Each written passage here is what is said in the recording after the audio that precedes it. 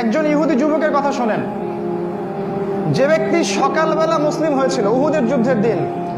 সে ব্যক্তি শুনেছে যে রাসূলুল্লাহ সাল্লাল্লাহু আলাইহি ওয়াসাল্লাম এবং তার সাহাবায়ে কেরাম উহুদের মাঠে গিয়েছেন যুদ্ধ করতে।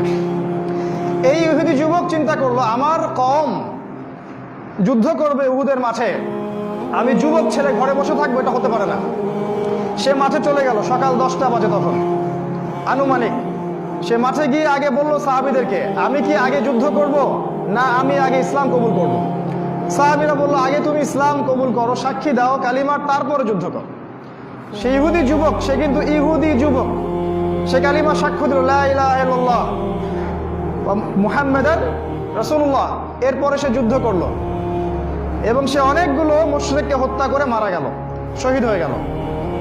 আমাদের নবী সাল্লাল্লাহু আলাইহি ওয়াসাল্লাম যখন এই যুবকটার লাশ দেখলেন উহুদের মাঠে, তিনি বললেন, এখানে কিভাবে আসলো? সাহাবায়ে কেরাম বললেন, সকালবেলা এসেছিল বেচারা, ইসলাম কবুল করেছে, যুদ্ধ করেছে, মারা গেছে।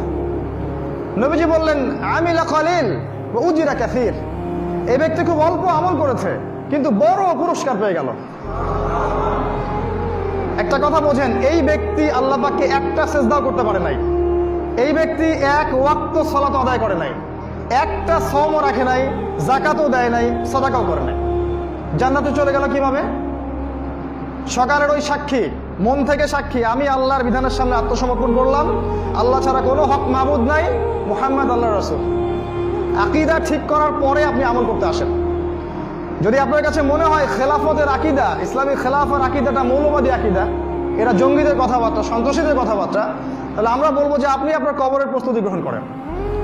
আপনার যত বড় দাড়ি টুপি পাগড়ি জুব্বা থাক না কেন, এরকম প্রোটেস্ট্যান্ট আলেম হলে আপনার কবরে খারাপই আছে। সময় থাকতে সতর্ক হয়ে যান।